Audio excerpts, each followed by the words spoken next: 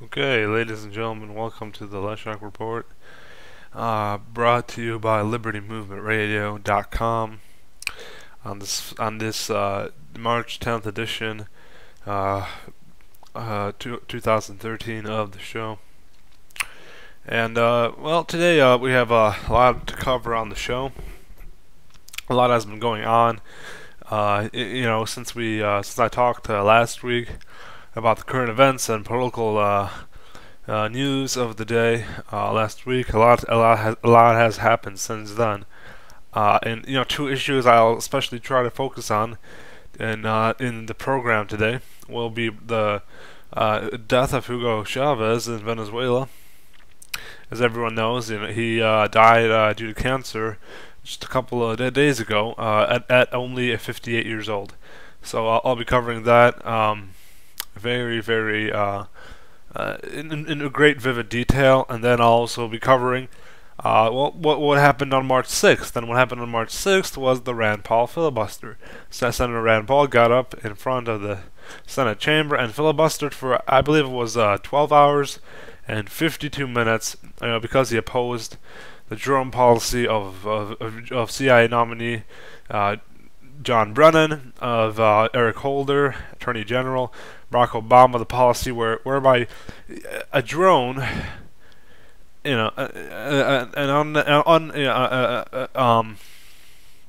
drone can literally kill you while you're a U.S. citizen on U.S. soil. As Rand Paul pointed out, it's your right not to be killed by a drone strike while eating at a cafe, and he made a lot of other references. A really long 12-hour, 52-minute speech. I got to watch some of it live on C-SPAN too, but not all of it. And then kudos to Mike Lee, a fairly liberty-friendly senator. And then also kudos to Ted Cruz. And I'm not sure what to think of Cruz. He was financed by about $9 million in 2012 in his race. Goldman Sachs was one of his biggest backers. His wife is involved in Goldman Sachs. I'm not sure what to think of Ted Cruz, but kudos to him for standing with Rand. And those two senators actually did stand with Rand. They were the original Rand backup crew. And the other senators who came in just saw the political advantage and capital they could gain, and saw how Rand Paul was trending on Twitter. He was dominating the internet. He was dominating the Twitter. He was dominating everything, and they wanted a piece of that. So they were opportunists. They didn't do it for the cause, and that's what differentiated Rand Paul and the two other senators from all the senators that joined him afterwards. And then, of course, John McCain and Lindsey Graham criticized Rand Paul, and John McCain called Rand, Justin Amash, Ted Cruz, he called them wacko birds. And then he said, made an insulting comment to young libertarians. The young libertarians, essentially, McCain was just making fun of the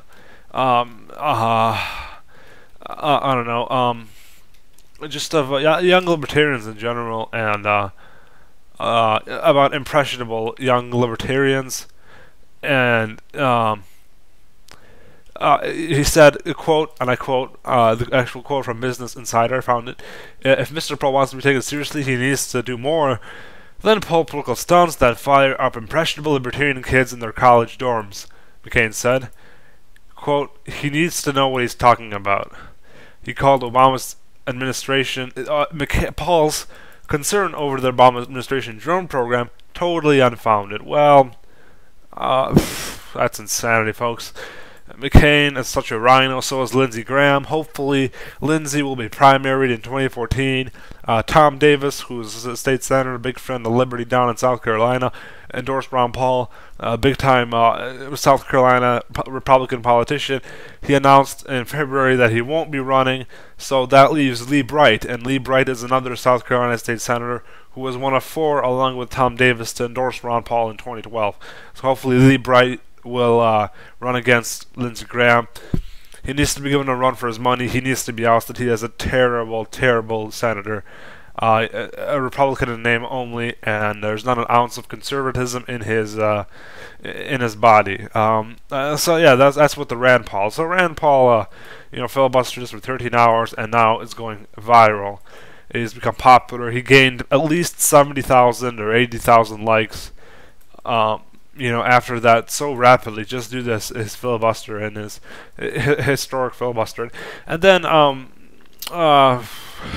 what happened then? The Senate voted on Thursday, March 7th, to confirm John Brennan as the director of the CIA.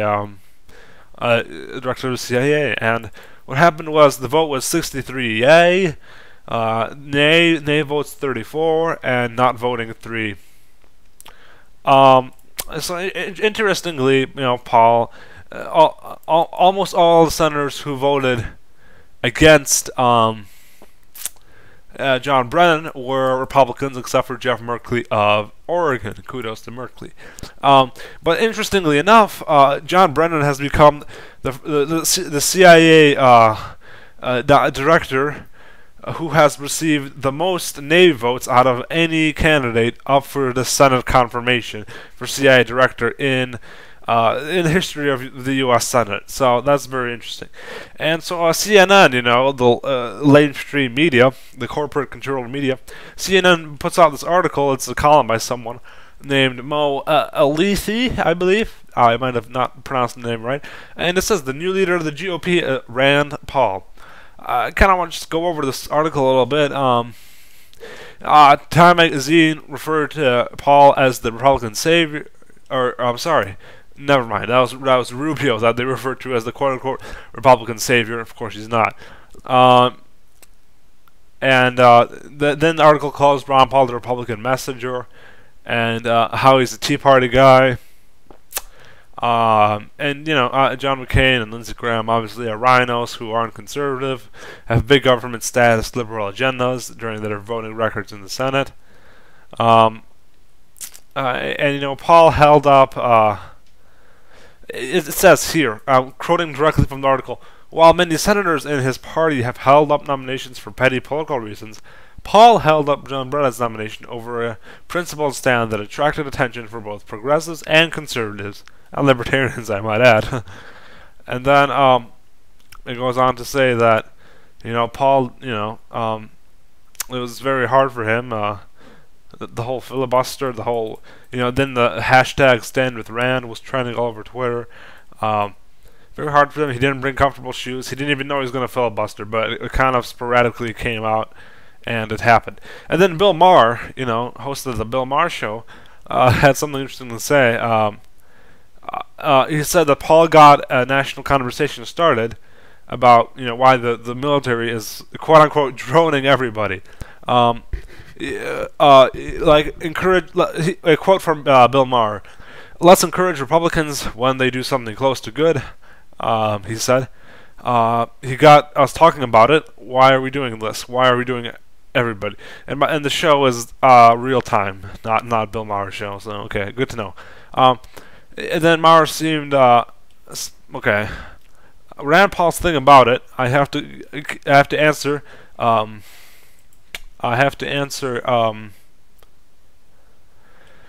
Obama could kill Americans on American soil every time somebody who I'm sure is proud a Christian talks about how they can't do it to Americans but foreigners. F them, Maher said.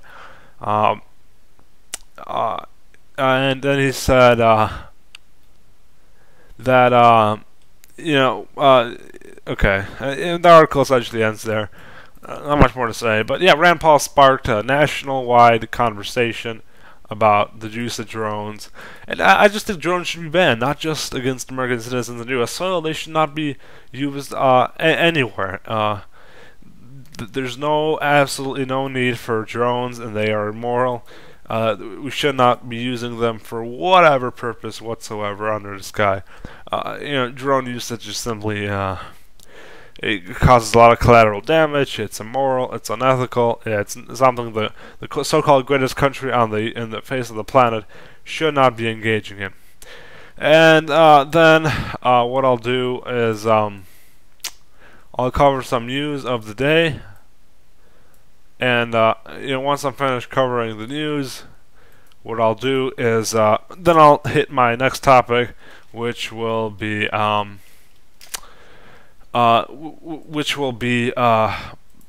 Hugo Chavez, the big topic. Everybody knows of his death, and it's something important that needs to be covered.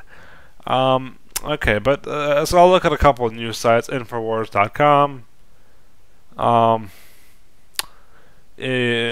what's going on here? I don't know if you heard the story, but about a young boy who rescued his parents from a kidnapper with a gun. Here, an article by Paul Joseph Watson and Alex Jones. It says, of course, and it's a Second Amendment story, that you won't see in any of the mainstream media news sources. So on the incident began 4:30 a.m. Not sure, March 7th, 6th, and two men entered the household, and they held the three people in the household hostage. So the little boy, his mom, and his dad. And then okay, the suspects. Okay, so one hasn't been named, but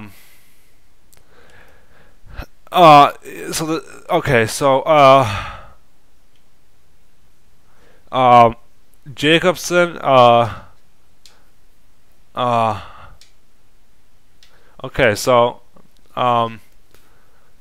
Jacobson gave Barnett a gun. Okay. What? I'm sorry, I'm a little bit disoriented. So what happened is, the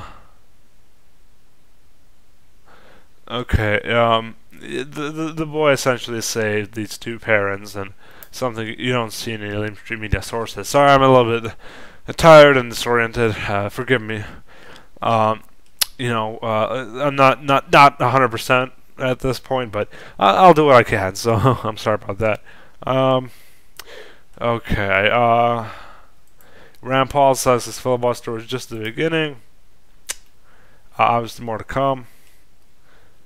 The Vatican, they put out their chimney that they used to let out the black smoke when the Pope is announced. And I was reading on a website, on a Catholic website earlier today, there are about 10 candidates who are considered front runners for Pope, and some of them are from Latin America and are minorities, and others are white and traditionalists and whatnot. Lou Rockwell, link to LouRockwell.com. Dennis Rodman,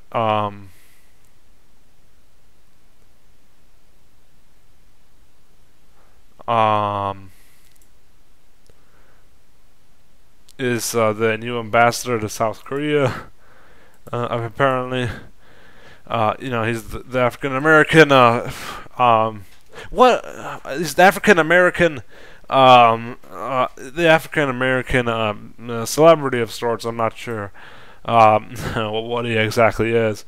Yeah, but he is praising Kim Jong-un and the communist Soviet or the communist Marxist regime over there that's starving the people to death, throwing them in prison camps underground, and it violates human rights. It's the worst tyrannical regime on the planet right now. And of course, you might have heard that they threatened to supposedly airstrikes against the U.S. I don't know how much truth there is to that. What I do know is that would be suicide on the part of North Korea. But who knows? They have a crazy government. They have a crazy group of military generals. Kim Jong-un, all crazy psychopathic killers. So, oh, and here's something that reminds me. About the Sound Poverty Law Center, SPLC, issued a new report. Now there's about 1,600 or 1,300 groups that are considered patriot groups or domestic terrorist groups or what have you. And among them is the Constitution Party and We Are Changed, right-wing extremist groups. Okay, the Constitution Party is not a right-wing extremist group. I happen to like the Constitution Party, and I have a lot of friends in that party, and I know they're a great party, devoted to principle, a truly conservative constitutionalist party. So that's lunacy. And what's even stupider, though, is labeling We Are Change as a so-called right-wing extremist group. They're not. There's nothing right-wing about them, or nothing extremist about them. They're more 9/11 Truth and anti-New World Order, anti-Bilderberg, things like that. Pro-health freedom, and I wouldn't be surprised if many of the We Are Change members were held progressive views on things like economics and God knows what, so many different other issues, and lumping them into the extremist groups is just absurdity. Just shows you the irrelevance and stupidity of the Southern Poverty Law Center, the SPLC. Anyway,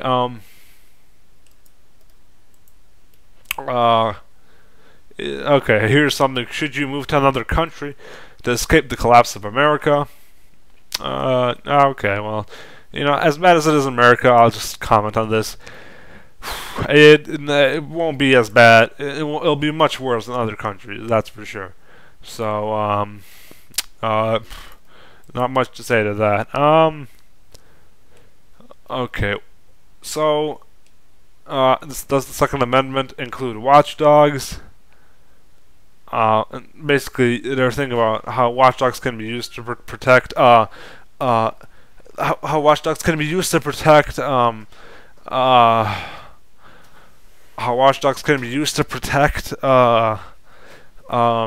Households in the event of danger or something. God knows what. So, and then Rahm Emanuel wants to expand gun offenders registry. Anyone convicted of violent crime with a firearm, including kidnapping, assault, robbery, vehicle hijacking, to end up on that list, which has the... Okay. Oh, wow, I'm sorry. I'm not 100% today, but, yeah, okay, so, more shenanigery from the left-wing gun grabbers. GMO labeling, coming to Whole Foods, by 2018. Interesting stuff here. Whole Foods Market says that it will commit to GMO transparency. It'll give the suppliers a period of 5 years to sort out the non-GMO or GMO ingredients, so they can clearly label the products that have genetically modified organisms, GMOs, as GMO foods, as Frankenstein foods. Frankenfood foods. And today it says they're standing up for announcing that U.S. and Canadian stores containing the GMOs will be clearly labeled in 5 years, so consumers know what they are buying. And it says they are the first national grocery chain to set a deadline for full GMO transparency. And this is a complicated issue, and we want to give our suppliers partners plenty enough time to make this change. Fortunately, many of our suppliers are already well on their way to moving to non-GMO ingredients. And then the prevalence of GMOs in the U.S. With non-existent mandatory labeling makes it difficult for grocery stores to source non-GMO choices and for consumers to choose non-GMO products. Yet we know that customers passionately care about this. Of course, Whole Foods customers do. Not a surprise. It says we began partnering with the non-GMO project verification system, and the Whole Foods apparently now sells over 3,300 non-GMO project verified products from over 250 brands, more than any other retailer in North America.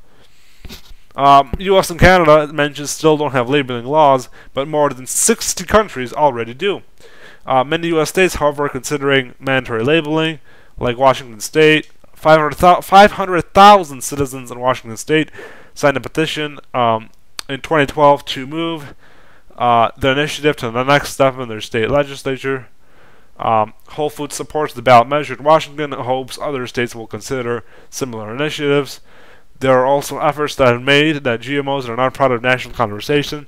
Just Labelit.org, for instance, has escalated over 1.5 million signatures in support of federal labeling that's mandatory. We need to, okay, and then it says until GMO labeling requirement is fully effective, it says the consumers can rely on the non-GMO project verified products, certified organic as well.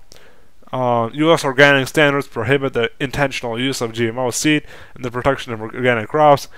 As a pioneer of the U.S. organic food movement for the past 32 years, we offer thousands of organic products, the largest variety in the country. Okay, well that's good. Good stuff from Whole Foods. Interesting. In court, Bin Laden relative denies plot charge. What else? Well, okay. United Nations sanctions. This is an article from the Yahoo News. UN orders new nuclear sanctions against North Korea. A Security Council voted on March 7th to impose new nuclear sanctions against North Korea because there's escalating tensions as the North has threatened preemptive nuclear strikes against America. Okay, Council passed resolution unanimously. Even China said yes, and China is the North's biggest ally and one of their very, very, very few allies. North Korea said new meeting was unavoidable because of South Korea-U.S. military exercises in the area. North Korea now faces one of the toughest UN sanctions regimes ever imposed after the 3-month test in 2006, 2009, and latest in February this year. Okay, so the resolution calls for enhanced vigilance over North Korean diplomats, and it says that a ban on financial transactions linked to the North's weapons programs must include bulk cash offers. Okay. North Korean state television showed a massive civilian/military rally held on March 7th in Pyongyang's Kim Il-sung Square. And the party officials, senior leaders, denounced America, and they said DC would reap the consequences of its quote-unquote aggression. Well, okay, interesting stuff. You know, North Korea is a communist regime, a terrible place, a place where there's no such thing as individual liberty. Just thank God we're in America. Things are better here than so many other places, and people, we've got to realize this, and just realize that we have it pretty well here, despite all the things that have happened. And then LouRockwell.com, transitioning to a new place. Cheney admits that he lied about 9/11. And the New York Times, the writer says that a new documentary to appear on the Showtime channel. It's called the World According to Dick Cheney. Excuse me. It says, okay, he got a telephone with the president of Florida and told them to be at any location, not to be in any location when they're going to be taken out. He kept Bush flying aimlessly in the air on 9/11, while he and Lyndon left a helicopter for a secured, undisclosed location, leaving Washington in a bleak, scared silence, with no one reassuring the nation in those terrifying hours. He said he gave the instructions to authorize our plots to take it out, and referring to the jet headed to Washington that crashed in Pennsylvania fields. He adds, after I'd given the order, it was pretty quiet. Everybody had heard it, and it was obviously a significant moment. When they testified before the 9/11 Commission, W. and Cheney kept up a pretense, emphasis is in the article, that in a previous call the president had authorized the vice president to give shoot-down order if needed. But the Commission found no documentary evidence for this at all. In other words, Cheney pretended that Bush had authorized the shoot-down order, but Cheney now admits that he never did. In fact, Cheney acted as if he was the president on 9/11. Cheney lied about also that he falsely linked 9/11 with Iraq. The whole torture program was aimed at establishing such false linkage.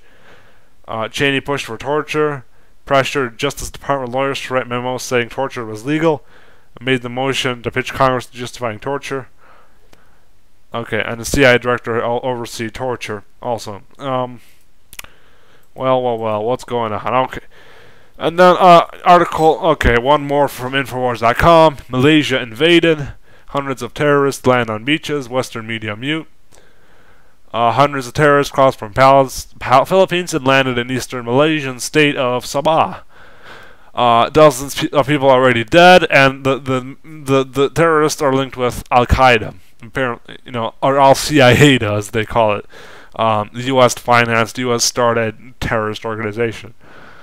And here it goes on to say terrorists are U.S. Saudi-funded extremists, part of engineered destabilization. Okay, and the More National Liberation Front, the group with the terrorists, was one of several of Al-Qaeda's franchises in Southeast Asia, spun off of the notorious terrorist organization Abu Sayyaf. The Palestinian terrorist organization located in the country's central islands have long held ties to Al-Qaeda and received funding and support from Saudi Arabia. AFP reported. Okay, alright. Well, Saudi Arabia is the chief financer to Al-Qaeda, and then goes on. West attempts to install a client regime in Malaysia. West has been propping up Malaysian opposition candidate Anwar Ibrahim for years. Ibrahim, the head of Malaysia's opposition coalition, which includes the Malaysian Islamic Party, PAS, spent a lifetime of service to the Western interests. He was the chairman of some committee on the World Bank and on the International Monetary Fund, IMF, and he held other positions. And Anwar Ibrahim's affiliations with Muslim Islamists are already political subversion to the U.S. State Department's funded bearish movement in sowing in Malaysia's streets. His Western backers' habitual support for terrorism internationally as a geopolitical tool raises the possibility that his opposition movement is complicit in the conveniently timed militant destabilization Malaysia now faces, only months before the 2013 general elections. Okay, that's why it's not covered by the mainstream media. Alright, I'm sorry, I'm tired right now, but as you can see, interesting stuff going on here. Okay, 3 killed and violence in Cairo.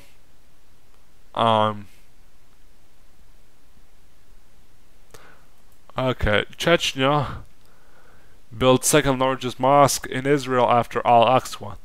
Russia's Chechen Republic is funding the construction of a mosque which it claims will be the second largest in Israel after the famous Al-Aqsa. It'll be located just 10 kilometers from Jerusalem, holds several thousand worshippers. Construction is underway. This will be the second largest mosque in Israel. Al-Aqsa is the third holiest site in Islam. It's located in the old city of Jerusalem, and it's the largest mosque in Israel. The construction of the new mosque is to strengthen the relationship between Israel and Russia, said Razem Kardiev as he promised to visit Israel to attend an opening ceremony. The decision to finance the construction was made after local residents failed to collect enough money to build a mosque, the Chechen government website says. And the mosque said that the Chechen people emigrated to the Middle East 5 centuries ago. They want to preserve their national identity and cultural identity. This is worthy of deep respect. It is hard to introduce them to our new traditions. Okay. That's interesting stuff. Okay. Egypt declared a state of emergency on Russia today right now. Okay, and Venezuela to elect new president April 14th, which reminds me I gotta get to Chavez later on in the program. I don't have much time left, but I gotta get on to Chavez once I finish covering all this news and give my insights to some things I have to cover some of what Hugo Chavez, what's going on with him. Venezuela to elect new president April 14th. Earlier, Vice President Nicolas Maduro, who's now the acting president, I believe, was sworn in, yes, as acting president, and the Justice Department in Venezuela affirmed that Maduro can run as a presidential candidate without resigning as interim leader. He's set to run against opposition candidate Henry Capriles, who lost last year's election to Chavez 55 to 45%, something like that, if my memory serves me right. And then what else is going on in the world? Some deaths in Nigeria. A senior Mexican official shot dead. In Kenya, there is an election today, and the Kenyan president was elected by a slim margin of 50.07%. Name is Uhuru Kenyatta against an opposition candidate, Raila Odinga. And of course, this is Obama's homeland. Some people think he was born in Kenya, but anyway, it's been called a historic moment for democracy in this small country of Kenya.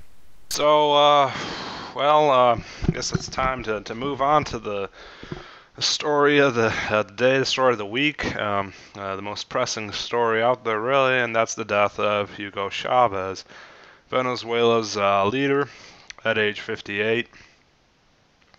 Of purportedly natural causes, although there's some controversy as to, well, he wasn't a big friend of the U.S., so did America just assassinate him? Well, I'm not going to go down that road, but it's certain that Chavez was no friend of the U.S. imperial empire. It's certain that he was no friend of the state of Israel.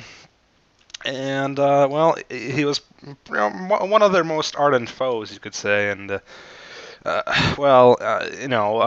and people have been, on all these blogs and on these Facebook groups and pages, I've been seeing some posts, or a great amount of posts, actually, that say, oh, Chavez was a hero, he was a great man in the fight against the New World Order, and he was a great man who... we must do what we can to preserve his legacy. And he was assassinated by America. He was, a great anti-Zionist. A great nationalist, a patriot. Oh my God, what have you? And while I do agree that Chavez obviously stood in the way of U.S. imperialism, he stood for the solidarity with Palestine, the Freedom for Palestine movement. Yeah, Chavez was no hero, alright? Let's get back to the basics here. And Alex Jones released a couple of videos on this topic. Basically, Chavez was a communist dictator, alright? An oppressive Marxist dictator. He ran the economy of Venezuela into the ground. If it weren't for oil, Venezuela would be, it'd be among the poorest third world nations, probably in the world, ranking somewhere with, I don't know, Sierra Leone or Mali, or those very, very, very poor nations over in Africa that are struggling to really have any sort of economy and just make it in today's global interconnected world. Chavez wasn't in any way, shape, or form someone we should be inspired by. He was a brutal Marxist dictator who happened to go against the U.S. and Israel. But guess what? Guess who also goes against the wishes and demands of the U.S. imperial empire and the wishes and demands of the state of Israel? Kim Jong-un. That's right, the man who received the Onion's satirical title of sexiest man alive, and then a news publication, a news source in North Korea published it as fact before they found out it was in fact satire.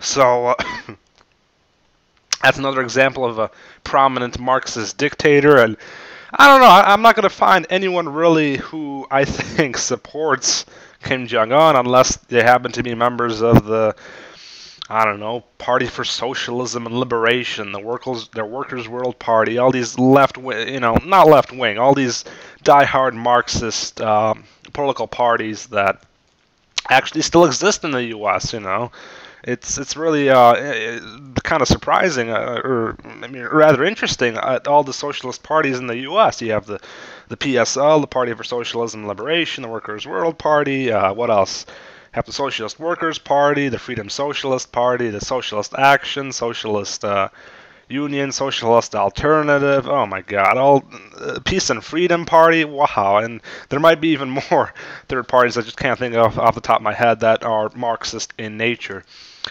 and who essentially believe, what happened in the Soviet Union, yeah, that was successful. What happened in the 1950s and 60s with Mao Zedong and his Cultural Revolution over in China, and the slaughter of 50 to 70 million Chinese people in Mao Zedong's great failed experiment, I might add.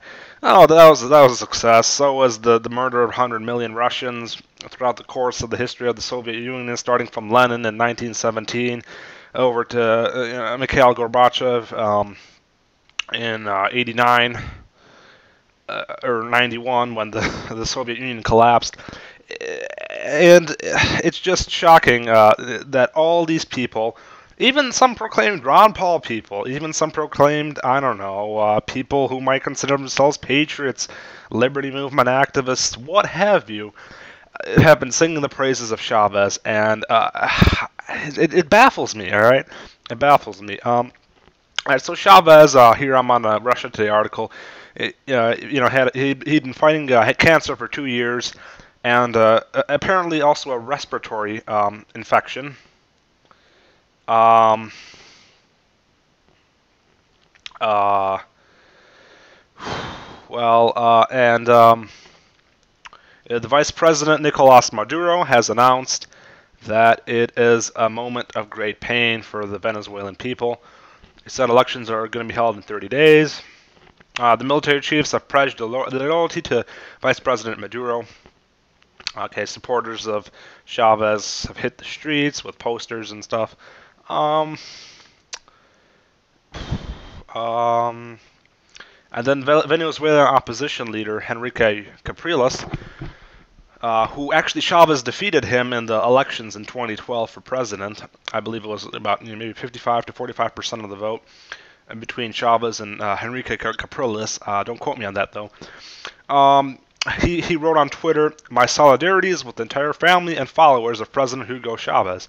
We call for Venezuelan unity at this moment." On Twitter, that's what he wrote. Even the opposition leader, Chavez was a popular figure in Venezuela. Okay, it goes on to mention 190,000 Venezuelan immigrants in the U.S. And here's a picture with the caption. The caption says, "A crowd sings and waves the Venezuelan flag at a local restaurant following the death of Venezuelan President Hugo Chavez in Doral, Florida, March 5th, 2013. Well, it's kind of like Cubans in Florida and Miami. It's kind of like those Cubans supporting Castro, Fidel, and Raul.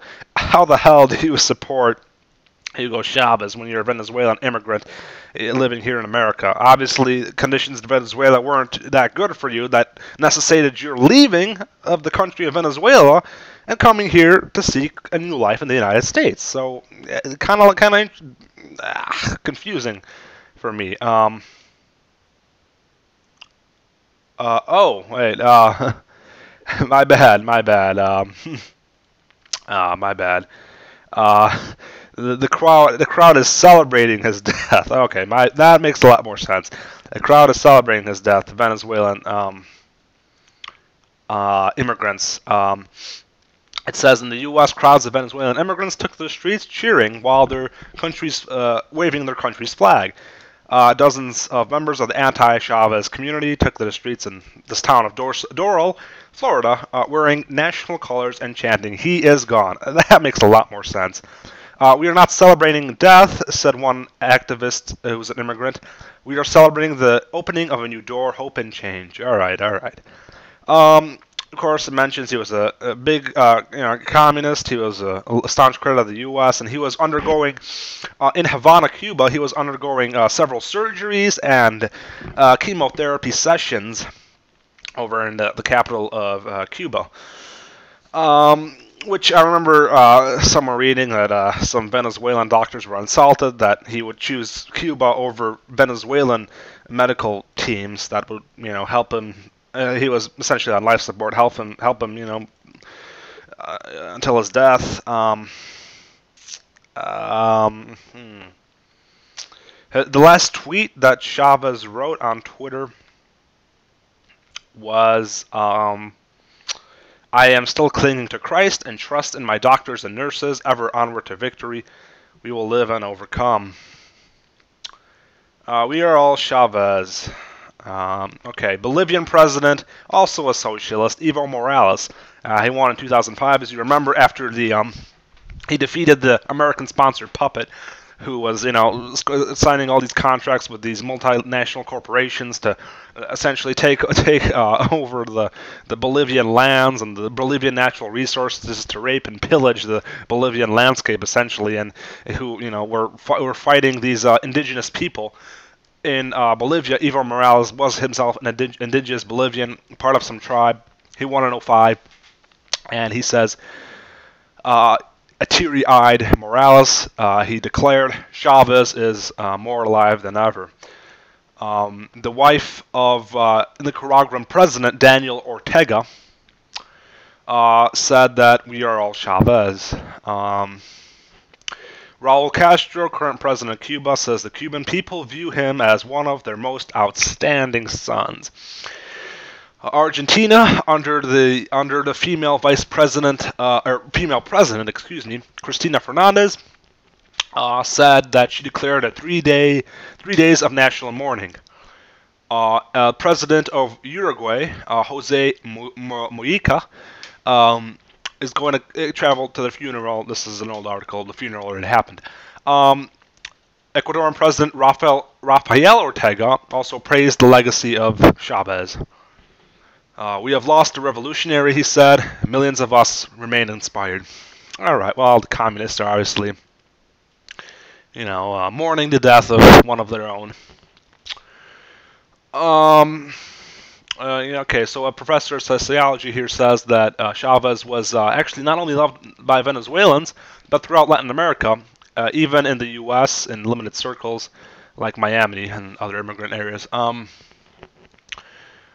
Working people in the U.S., Asia, Middle East looked up to Chavez. He represented the welfare program in the face of Western countries, reducing welfare expenditures, cutting pensions, eliminating the medical coverage. What can I say? Welfare, this is the socialist welfare, is going to bring a country to the brink of bankruptcy. Venezuela, not doing so well as far as the economy is concerned. Yeah,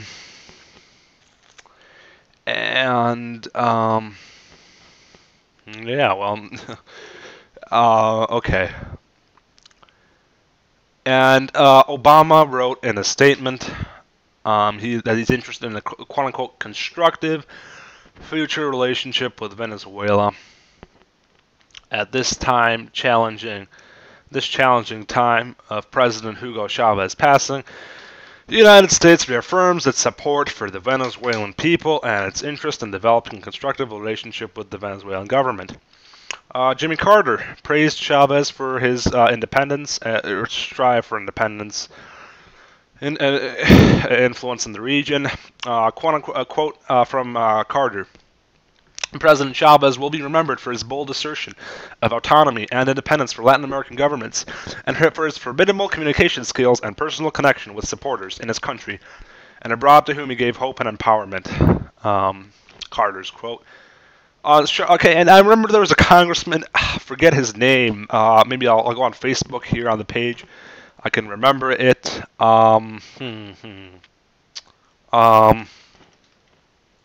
Let me see if I can get the name of the U.S. congressman who was praising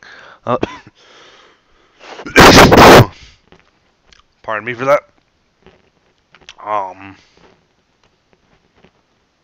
Let's see if I can. Okay, here.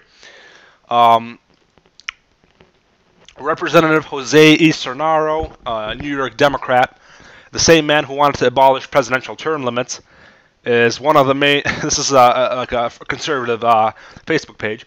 Is one of the main reasons why the U.S. is going down the toilet. Communism is dead in Venezuela. Hugo Chavez dies from cancer at 58. House Democrat tried. Okay. Democratic Congressman Jose E. Serrano said tonight, quote from Serrano, Hugo Chavez was a leader that understood the needs of the poor. He was committed to empowering the powerless. Rest in peace, Mr. President. Okay.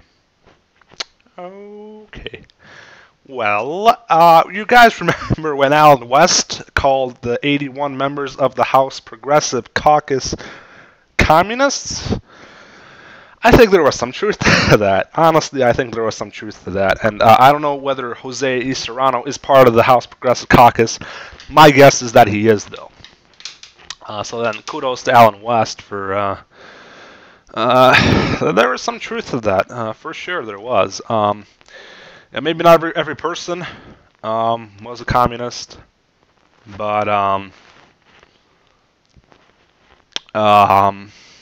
certainly a number of them were, and I just think it's insanity how you have a member of the U.S. Congress saying something like that, supporting a communist tyrant. Some U.S. politicians. Okay, here's a quote from Ed Royce, the Republican chairman of the House Foreign Affairs Committee. Quote from Ed Royce. Hugo Chavez was a tyrant who forced the people of Venezuela to live in fear. His death dents the alliance of anti-U.S. leftist leaders in South America. Good riddance to this dictator. Okay, Sean Penn, the actor in several movies. I believe Sean endorsed Dennis Kucinich in 2008 for president. But Sean, what movies has he been in? Hold on, he was in the movie about Harvey Milk. It was a movie called Milk. I know that movie. He was in that movie. What other movies was he in? All the King's Men, Fair Game, Gangster Squad, Witch Hunt, Assassination of Richard Nixon. What was he in? Harvey Milk's? I believe he was in Harvey Milk. All the King's Men. That's a good movie. I don't see Milk on here, but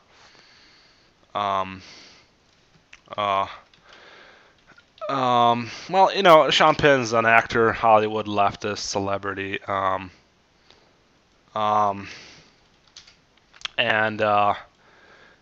you know, okay, yeah, Sean Penn is in that movie. It is okay. That's what I thought. Anyhow, here's what Mr. Penn had to say. The U.S. lost a friend it never had. He elaborates. Poor people, quote, around the world lost a champion. I lost a friend I was blessed to have. My thoughts are with the family of President Chavez and the people of Venezuela. Here's a picture of Venezuela President Hugo Chavez jokes with actor Sean Penn during his visit to the Miraflores Palace in Caracas in February 2012. It kind of reminds me of Dennis Rodman. How this, I don't know who he is. I mean, okay, is he he's a retired basketball player and former professional wrestler, had a TV show. Okay, so this guy's a celebrity. He was on the Bulls. Dennis Rodman made some comments, many of you probably heard, praising Kim Jong-un, saying he was a good guy and saying he had met him, or I think he met him.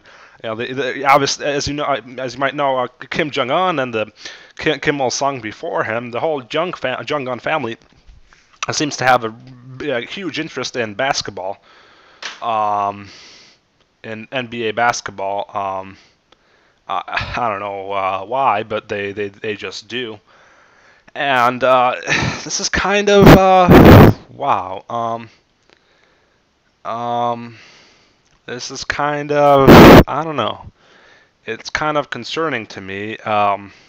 how you have all these leftist celebrities, how they're just talking about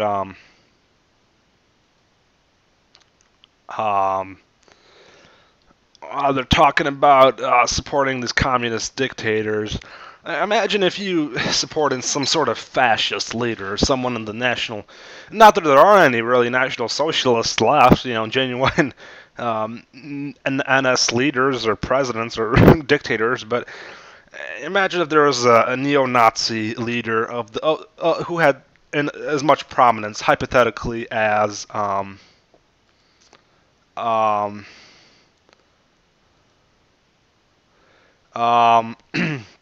hypothetically speaking, if there was some Nazi leader who was as prominent as, say, Hugo Chavez, and he died, well, good luck finding a single person of any sort of prominence whatsoever mourning his death. That just shows you liberal academia, the liberal establishment, has perpetrated left-wing history about us, or about just distorted history to be a perverse left-wing version of it. And this is kind of sad. It's kind of sad that that you have these people literally praising communists. Okay, General Ban Ki-moon offered his deepest condolences. William Hague, United Kingdom Foreign Secretary, said Chavez left a lasting impression on the country and widely. Russia's Vladimir Putin expressed his deep condolences. He said, quote, "He was out of the ordinary and a strong man who looked into the future and always set the highest standard for himself." Iran declared a national day of mourning following Chavez's death. Country's President Mohammad Ahmadinejad announced that Chavez had fallen martyr to a quote-unquote suspicious illness. Well, the conspiracy theories are going to fly about Chavez being killed by the CIA or something like that. Chavez continues, quote, "He finally died from a suspicious illness and gave his life to the elevation of his country and the freedom of his people. Venezuela lost its brave, strong son, and the world lost its wise and revolutionary leader." Here's a picture of Chavez and Ahmadinejad embracing in January 2012 in Caracas. All right, that's from Russia Today.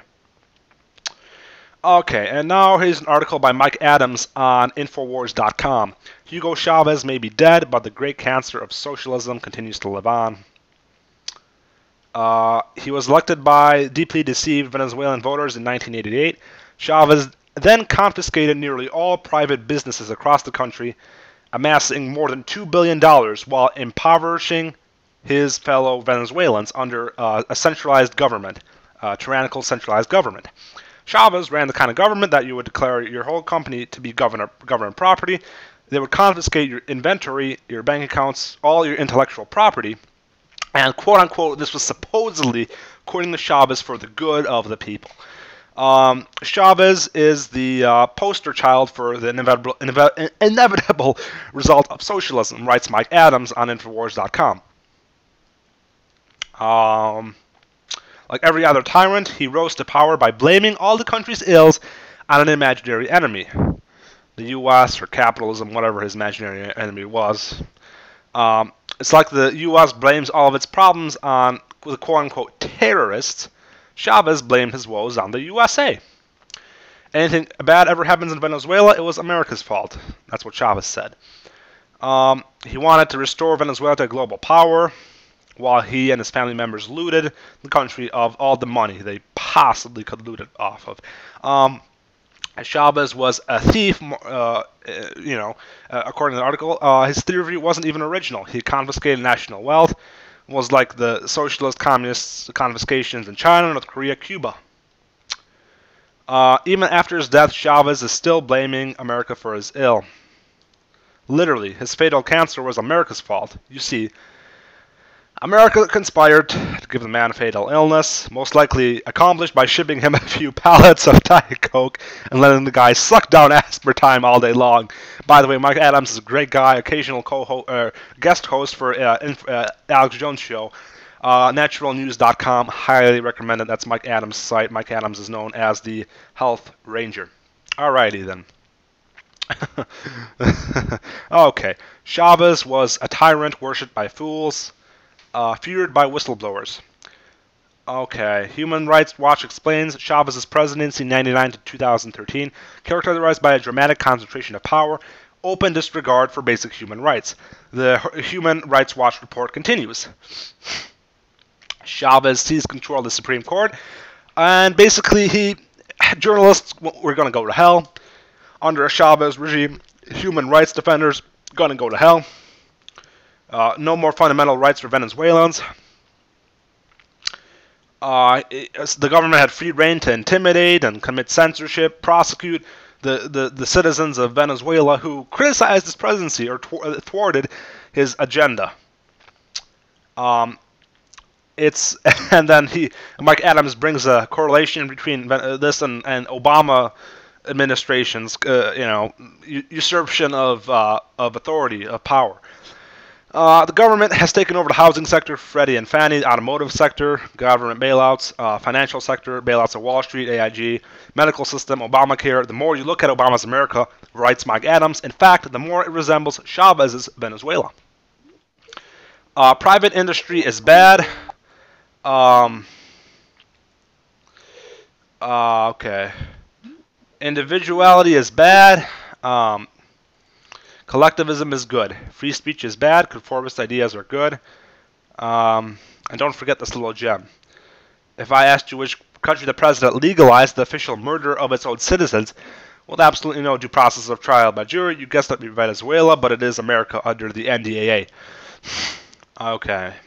More parallels. What we can learn from Chavez's regime. This is further down an article by Mike Adams. Okay. Transparency International has named Venezuela has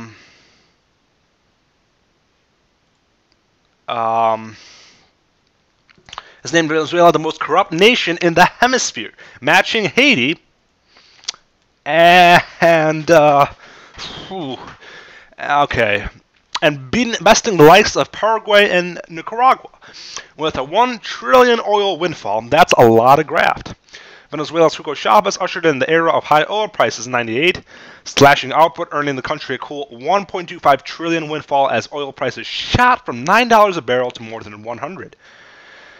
Okay, Venezuela remains a crime-ridden hellhole, whose vast slums and impoverished people offer not a scintilla of evidence of any spreading prosperity.